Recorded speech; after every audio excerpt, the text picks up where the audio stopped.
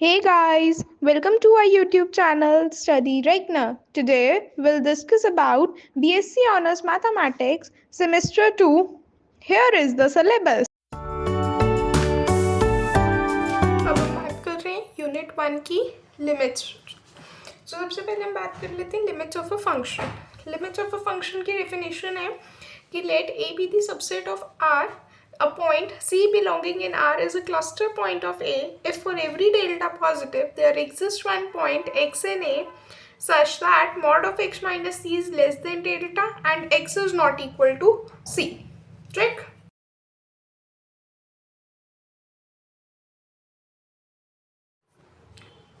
ठीक है, cluster point का क्या मतलब है कि अगर हम यहाँ पे देखो मैंने लिखा हुआ है कि if for every delta positive there exist one point x in A such that mod of x minus c is less than delta. कि अगर एक क्लस्टर पॉइंट का मतलब है कि अगर हम एक कोई सी के आसपास कोई भी एक छोटी सी वैल्यू ले ले से डेल्टा ले लेते हैं, ठीक है, तो जो ए है ना उसके कुछ पॉइंट्स जो है हमेशा उस रेंज के आसपास एक रेंज के एक्चुअली अंदर ही होंगे, ठीक है, लेकिन वो पॉइंट्स कभी भी सी से बाहर नहीं जाएंगे। ठीक है, चाहे हम कितनी भी छोटी से छोटा वैल्यू ले लें, हम छोटे से छोटा डेल्टा चूज कर लें, वो हमेशा जो है हमारे ए के अंदर ही रहेंगे। ठीक है, और सी से बाहर नहीं जाएंगे। ठीक है, ये सिंपल सी डेफिनेशन आपको याद रखनी है। अब इसी के ऊपर बेस्ड एक थ्योरम है कि a number c in R is a cluster point of A subset of R if and only if there exists a sequence an in A such that limit an किसकी equal आ जाएगी C के, और sequence और वो C point same नहीं हो सकते। ठीक है, ये जो छोटी सी थ्योरम है हमें पता होनी चाहिए। नेक्स्ट अब हम आ जाते हैं डेफिनेशन ऑफ लिमिट्स पे। डेफिनेशन ऑफ लिमिट क्या कहती है कि let A be the subset of R and C be the cluster point of A। अब कहीं पे भी हम क्लस्टर पॉइंट की बात करते हैं तो वो क्लियर है। ठीक है, तो सी एक क्लस्टर पॉइंट है ए का for a function say A from A to R हमारे पास एक फंक्शन है, then a real number L is said to be the limit of f at c, then if for every given epsilon positive there exists some delta positive such that mod of x minus c is less than delta, then mod of fx minus l is less than epsilon. So we simply say कि limit extending to c fx is equals to l। सीधी सी बात है, ये आपकी पूरी limits की एक definition है, जिसको मैं बिल्कुल क्रस्ट में अगर बोलूं तो वो आपकी डेफिनेशन है क्या?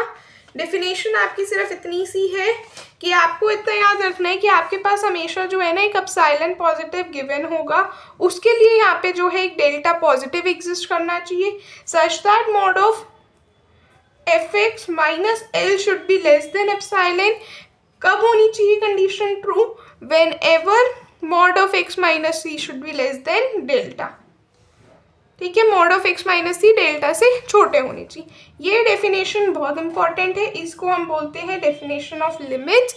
इसके ऊपर बेस्ड जो है पेपर में क्वेश्चंस आ सकते हैं। ठीक है, आप अगर अपनी एक्सरसाइज के क्वेश्चंस देखोगे वहां पे भी है। ठीक, ये हमारे पास लिमिट्स की डेफिनेशन हो गई। यहाँ पे एक पॉइंट याद रखेंगे कि if limit extending to C fx at C does not exist, then we can say that f diverges at C। ठीक, अब यहाँ पे एक थ्योरम है, तो देखेंगे थ्योरम क्या है। थ्योरम कहती है कि we are defining a function from A to R and c be the cluster point of A, then f can have only one limit और एट सी। ठीक, सो इसके प्रूफ अगेन हम वही वाला कॉन्ट्रडिक्शन से लेके इसका प्रूफ हम करेंगे। वो कह रहे हैं कि हमारे पास एक लिमिट है, तो हम मान लेंगे कि हमारे पास दो लिमिट्स हैं। ठीक है, दो लिमिट्स मान लोगे से एल एंड एल डैश। ठीक है, सो अब जो है यहाँ पे आपने जो लिमिट्स की डेफिनेशन पढ़ी है अभी, वही वाली डेफिनेशन हम यहाँ पे लगा रहे हैं। बेसिकली हम क्या कह रहे हैं, हम कह रहे हैं कि एल और एल डैश जो है हमारे पास ये दो लिमिट्स हैं। अब हम डेफिनेशन लगाएंगे अपनी कि let epsilon positive be given, then since L हमने जो है अपनी एक लिमिट मानी है, तो हम क्या कह सकते हैं कि यहाँ पे जो है एक डेल्टा वन पॉजिटिव एग्जिस्ट करेगा सच that mod of f x minus L किससे छोटा आ जाएगा? एप्सिलॉन से। जब भी कभी क्या कंडीशन ट्रू होगी, यहाँ पे हमने बोला था ना एक्स माइनस सी, तो अब यहाँ पे हम क्या कह देंगे, x माइनस सी ही ट्रू होगा। किससे? यहाँ पे हम डेल्टा की बात कर रहे थे लेकिन यहाँ पे हमने डेल्टा वन एग्जिस्ट करवाया तो ये डेल्टा वन से छोटे आ गए। सिमिलरली हम यही बोलेंगे कि एल डैश जो है वो भी एक लिमिट है आपके पास, तो यहाँ पे आपके पास एक डेल्टा टू पॉजिटिव एग्जिस्ट करेगा सच that mod of f x minus L dash जो है लेस देन एप्सिलॉन हो जाएगा जब भी कभी एक्स माइनस सी लेस देन डेल्टा टू होगा। ठीक, अब आपने ये मान ली कंडीशन, ये मान ली। अब हम मान लेते हैं डेल्टा को जो है हम मिनिमम चूज कर लेते हैं डेल्टा वन और डेल्टा टू में से। ठीक, तो डेल्टा मिनिमम आ गया। अब हमारे पास क्या है? Mod of L minus L dash. इसमें अब हम ऐसे कंसीडर अगर इस मॉड को कर लो तो आप इसमें हम प्लस ऑफ एफ एक्स कर देते हैं और माइनस एफ एक्स कर देते हैं, तो ये कितना आ जाएगा? ठीक है, अब हम इसको क्या लिख सकते हैं? इसको हम ऐसे, अब हम इसको किस तरह, हमने प्लस माइनस क्यों किया? क्योंकि हमें यहाँ पे इनकी वैल्यूज पता है। अब हम यहाँ पे कुछ इस तरह से बना लेते हैं ताकि हमारे पास ये, हम इसको जो है एप्सिलॉन है हमारे पास वैल्यू, हम इसको बना लेते हैं इधर। तो हम क्या ले लेंगे यहाँ पे?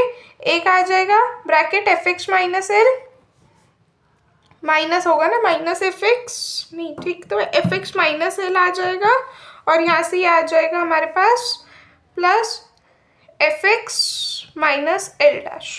ठीक है, अब यहाँ पे हमारे पास क्या आ जाएगा? ट्राइंगल्स इनइक्वालिटी यूज करोगे तो ये वाला पार्ट लेस देन हो जाएगा equal to mod of f x minus L plus mod of f x minus L dash. ठीक है, अब हमें इसकी वैल्यू भी पता है, इसकी भी पता है, तो किससे छोटा आ जाएगा? Epsilon plus epsilon. सो यहाँ पे ये जो है टू बन रहा है बेसिकली, टू एप्सिलॉन। सो हम फॉर सम रीजन हमने यहाँ पे जो है एप्सिलॉन बाय टू मान लेते हैं ताकि ये टू कैंसिल हो जाए वो, तो हम इसको एप्सिलॉन बाय टू कर देंगे तो ये आ जाएगा हमारे पास एप्सिलॉन आंसर। सो अल्टीमेटली हम क्या कह सकते हैं? ये कंडीशन ट्रू होगी जब भी कभी एक्स माइनस सी किससे छोटा होगा? डेल्टा से। So mod of L minus L dash किसके इक्वल हो गया? जीरो के, तो एल किसके इक्वल आ गया? एल डैश के। ठीक है, यहाँ पे इसका मैंने प्रूफ कर रखा है बिल्कुल क्लियरली। आप में देख सकते हैं कि हमने दो लिमिट्स मानी है। पहले हमने डेल्टा वन पॉजिटिव एग्जिस्ट करवाया, mod of f x minus L less than epsilon, और फॉर सम रीजन से एप्सिलॉन बाय टू ले लिया। सिमिलरली एल डैश दूसरी लिमिट है, तो यहाँ पे हमने बता दिया F x minus L dash किससे? एप्सिलॉन बाय टू से छोटा है। फर्स्ट और सेकेंड इक्वेशन से हमने डेल्टा को मिनिमम चूज कर लिया, मॉड में लिया। ठीक है, यहाँ पे आ गया minus F x minus L minus F x minus L. Sorry, यहाँ पे एक करेक्शन है, यहाँ पे मैंने प्लस कर रखा है, आपको माइनस लिखना है। ठीक है, minus F x minus L dash हो गया। ट्राइंगल्स इनइक्वालिटी यूज की, आपके पास आंसर आ गया एप्सिलॉन। जब भी कभी x माइनस सी किससे छोटा होगा? डेल्टा से, तो l माइनस एल डैश किससे छोटा आ जाएगा? आपके पास एप्सिलॉन से ना, तो हम एप्सिलॉन मान लेते हैं ग्रेटर देन जीरो है, जो आर्बिट्री वैल्यू है, तो हम क्या कंक्लूड करेंगे? सिंपली हमारे पास जो है दोनों लिमिट्स इक्वल आ गए, l equals to L dash हो गया। तो जो पार्ट प्रूफ करना था प्रूफ हो गया, हेंस प्रूफ। ठीक है, अब हम नेक्स्ट थ्योरम पे आ जाते हैं। इस वाली थ्योरम का प्रूफ जो है सिंपल है, वो ट्रिवियल सोल्यूशन है, ट्रिवियल प्रूफ है bye the definition of limits of function. Usually ये वाला प्रूफ थ्योरम पेपर में आता भी नहीं है। ठीक है, अब हम कुछ क्वेश्चंस देख लेते हैं जो हमारे एग्जाम पॉइंट ऑफ व्यू से आ सकते हैं। ये वाले जो मैंने सोल्यूशंस है बेसिकली डेफिनेशन ऑफ लिमिट्स लगा के सॉल्व किए हैं। ठीक है, हमें दिखाना है limit extending to c be किसके इक्वल है? बी के। तो यहाँ पे अगर आप देखो फंक्शन कितना है आपके पास, आप देखो यहाँ पे ये हमारे पास b हो गया एफ एक्स, और ये जो दूसरा b है ये लिमिट हो गई l। तो डेफिनेशन ऑफ लिमिट्स क्या कहती है? For every epsilon positive there exist some delta positive such that mod of x minus c is less than delta which implies f x minus L is less than epsilon. तो ये F x क्या है आपके पास? b, l क्या है आपके पास? b। तो यहाँ पे सब्स्टिट्यूट कर दोगे b minus B less than epsilon, कितना आ जाएगा? देखो ये आ गया आपके पास, यहाँ पे लिख देते हैं, ये आ गया आपके पास b माइनस बी का मॉड लेस देन एप्सिलॉन। तो ये तो कैंसिल हो गया, तो जीरो लेस देन एप्सिलॉन हो गया। मान लो एप्सिलॉन की वैल्यू 1 है, तो जीरो 1 से छोटा हो गया, तो हेंस ये कंडीशन जो है आपके पास ट्रू हो गई। तो जो आपने प्रूफ करना था पार्ट वो प्रूव हो। ऐसे ही आप जो है सेकेंड क्वेश्चन कर सकते हो। चलिए अब हम बात कर रहे हैं सीक्वेंशियल क्राइटेरिया फॉर लिमिट्स। सबसे पहले हम बात कर लेते हैं इसकी स्टेटमेंट की, फिर हम इसका प्रूफ देखेंगे। ठीक है, ये वाला इंपॉर्टेंट है। सीक्वेंशियल क्राइटेरिया फॉर लिमिट्स, इसका प्रूफ पेपर में आने के चांसेस है, तो इसको प्लीज अच्छे से पढ़िएगा, ठीक है। सबसे पहले स्टेटमेंट की बात करते हैं। तो स्टेटमेंट कहती है let f be the function defined from A to R and c be the cluster point of A, then the following statements are equivalent. First statement, that limit x tending to c f is equals to L, and the second statement, for every sequence xn in A that converges to C such that xn is not equal to C, for all n in natural numbers the sequence f of xn converges to L. तो इसका simply meaning क्या है इस पूरी statement का, कि अगर हमारे पास एक फंक्शन a टू r तक डिफाइंड है और c एक क्लस्टर पॉइंट है a का, तो ये जो दोनों कंडीशंस है ना, ये इक्विवेलेंट होगी, ठीक है। ये वाली कंडीशन तो सबको समझ में आ गई होगी कि limit extending to c f is equals to L. Second condition कहती है कि अगर हमारे पास कोई एक सीक्वेंस एक्सन है ए में सच दैट कि वो सीक्वेंस जो है सी को कन्वर्ज कर रहा है और एक्सन सी के इक्वल नहीं है, तो जो सीक्वेंस एफ ऑफ एक्सन होगा वो एल को कन्वर्ज करेगा, ठीक है। प्रूफ देखते हैं इसका, प्रूफ से आप आसानी से समझ पाओगे। यहाँ पे अब हम बोल रहे हैं दो स्टेटमेंट्स इक्विवेलेंट है। इक्विवेलेंट है तो इसका मतलब कंडीशन 1 इम्प्लाई करेगी सेकंड को और फिर सेकंड इम्प्लाई करेगी 1 को। कभी भी आपको इक्विवेलेंस का प्रूफ दिखाना होता है आप इस तरह से दिखाते हो। तो हम मान लेंगे सबसे पहले हम बोल रहे हैं 1 इम्प्लाई सेकेंड, यानी कि हमें ये वाली कंडीशन पता है प्लस ये पूरी स्टेटमेंट पता है। हमें क्या प्रूफ करना है, ये पूरा सेकेंड पार्ट। तो देखो सबसे पहले हम बोलेंगे कि हम अज्यूम कर लेते हैं एफ के पास एक लिमिट है L at the point c. Now we are given कि xn is a sequence of the elements of A such that limit x tending to C, xn क्या हो जाएगा C.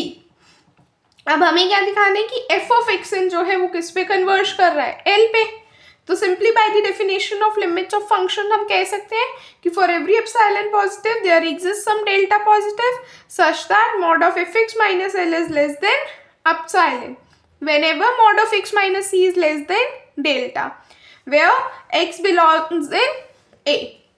Now we can say that xn converges to C for given delta positive.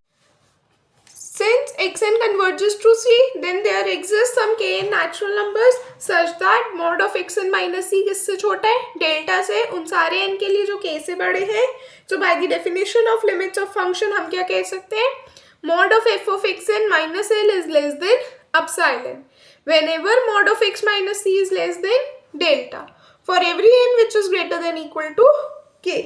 That clearly means that mod of xn, that is xn minus l किससे छोटा है, epsilon से. उन सारे n के लिए जो k से बड़े हैं, so it implies that f of xn is converging to l.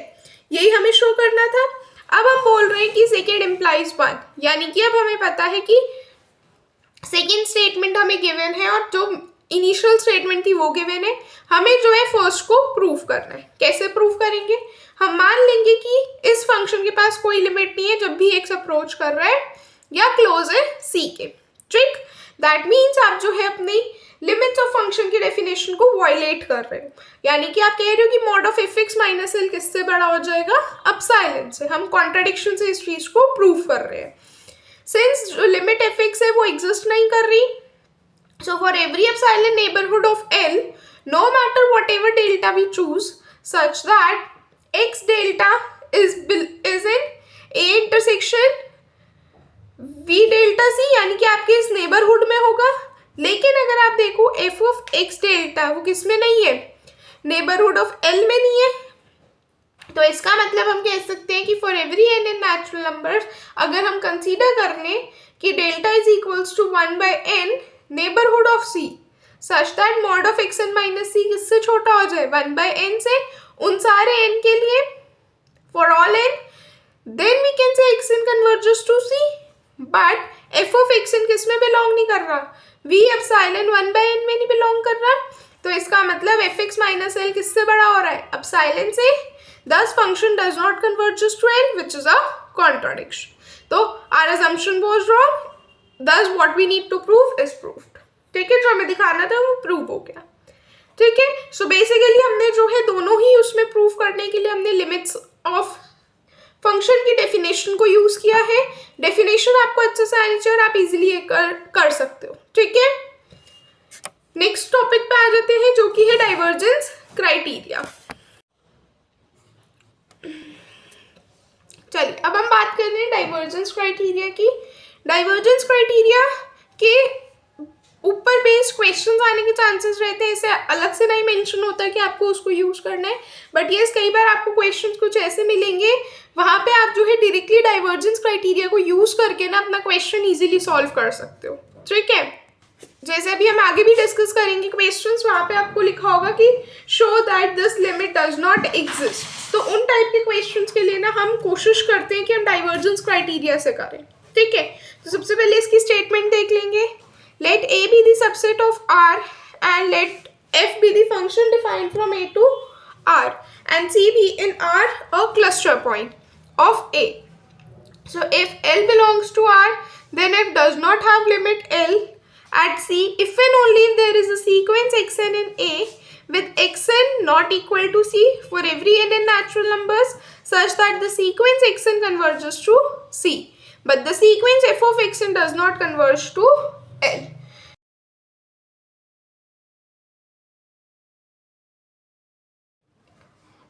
देखो हम क्या कह रहे हैं, हम कह रहे हैं कि अगर एफ एक्स की लिमिट एल होती है as X tends to C, तो एफ एक्स एल के पास पहुंच जाता है, राइट। लेकिन अगर एफ एक्स की लिमिट एल नहीं है, अगर हम कह दें कि it is not equal to L at as X tends to C, तो हमें एक ऐसा सीक्वेंस एग्जिस्ट करेगा जो C को टेंड करेगा, यानी कि कन्वर्ज करेगा, जहाँ पे x और C इक्वल नहीं होंगे। ठीक है, लेकिन अगर हम बोलें कि f ऑफ xn है, उसकी लिमिट L नहीं होगी, f ऑफ xn की लिमिट L नहीं होगी, कोई और वैल्यू पर कन्वर्ज करेगा या ऑसिलेट भी कर सकता है, ये इसकी वैल्यू L के इक्वल नहीं है, ये कन्वर्ज भी कर सकता है, ऑसिलेट भी कर सकता है किसी एक वैल्यू पे। अगर ऐसा कोई सीक्वेंस मिलता है तो हम कह सकते हैं कि लिमिट एफ एक्स की एल नहीं होगी जैसे जैसे वो सी के पास जाता जाएगा। ठीक है, ये हमने ए पार्ट समझा। बी पार्ट पे आते हैं। देखो बी पार्ट में कह रहे हैं कि the function f does not have a limit at c if and only if there is a sequence xn in A with xn not equal to C for every n in natural numbers such that the sequence xn converges to C, but the sequence f of xn does not converges in R. तो इसका क्या मतलब हुआ कि अगर हमारे पास f x की लिमिट एग्जिस्ट नहीं कर रही, अगर हम कह रहे हैं limit extending to c f of x L के इक्वल नहीं है, तो यहाँ पे जो है ना एक ऐसा सीक्वेंस xn एग्जिस्ट करेगा इधर सच दैट जो ऐसा सीक्वेंस एग्जिस्ट करेगा जो कि किसको कन्वर्ज करे, C को, और xn और C आपस में इक्वल नहीं होंगे उन सारे n के लिए। ठीक है, फॉर ऑल n। लेकिन अगर हम कह रहे हैं कि f ऑफ xn जो है, f ऑफ xn किसी भी फाइनाइट वैल्यू पे कन्वर्ज नहीं करेगा, जो हमारे पास f ऑफ xn है किसी भी फाइनाइट वैल्यू पे कन्वर्ज नहीं करेगा। ठीक है, ये हमारे पास सिंपल सा डाइवर्जेंस क्राइटेरिया है। ठीक है, इसका प्रूफ नहीं करेंगे हम डायरेक्टली इसके ऊपर बेस्ड क्वेश्चंस देखते हैं। तो जैसे आपको क्वेश्चन मिले ना और आपको इसको सॉल्व करना हो, बेसिकली आपको क्वेश्चन सॉल्व करने के लिए क्या मेथड यूज करना है, सबसे पहले आपको एक ऐसा सीक्वेंस लेना है जो C की तरफ कन्वर्ज करे लेकिन f ऑफ xn की लिमिट एग्जिस्ट ना करे। जो अभी हमने बोला कि हमारे को जो है एक ऐसा सीक्वेंस मिल जाए xn जो C की तरफ कन्वर्ज करे, लेकिन जो f ऑफ xn है उसकी लिमिट एग्जिस्ट ना करे। इसकी जो लिमिट है ये एग्जिस्ट ना करे, हमारा एक ये मोटिव रहेगा।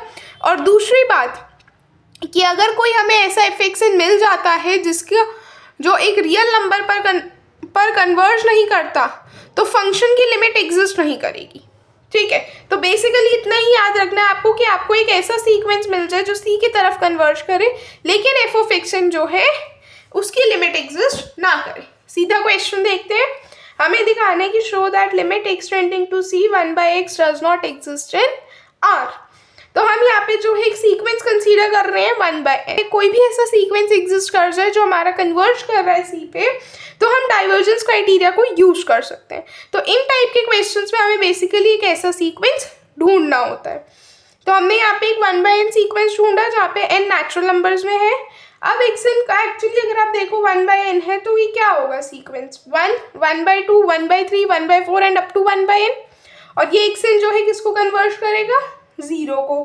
तो क्लियरली xn 0 पे कन्वर्ज कर रहे हैं जैसे जैसे n इन्फिनिटी को टेंड कर रहा है। लेकिन एफ ऑफ xn अगर आप देखो वो क्या हो जाएगा 1/xn, कितना आ जाएगा, ये n आ जाएगा। जैसे ही n इन्फिनिटी को टेंड कर रहे हैं तो इसका मतलब जो ये पूरा सीक्वेंस है एफ ऑफ xn ये भी इन्फिनिटी को टेंड कर रहे हैं। तो हम डाइवर्जेंस क्राइटेरिया से क्या कह सकते हैं कि यहाँ पे एक ऐसा सीक्वेंस xn टेंड कर रहा है 0 को, एक ऐसा सीक्वेंस हमें मिल रहा है जो 0 को कन्वर्ज कर रहा है, लेकिन एफ ऑफ xn जो है वो कन्वर्ज नहीं कर रहा रियल लाइन पे। तो क्लियरली हम कह सकते हैं डाइवर्जेंस क्राइटेरिया से कि इसकी जो लिमिट है वो एग्जिस्ट नहीं करेगी। ठीक है, ऐसे ही हमने सेकेंड पार्ट में किया है। वीडियो को पॉज करके सेकेंड वाला पार्ट खुद से ट्राई करें।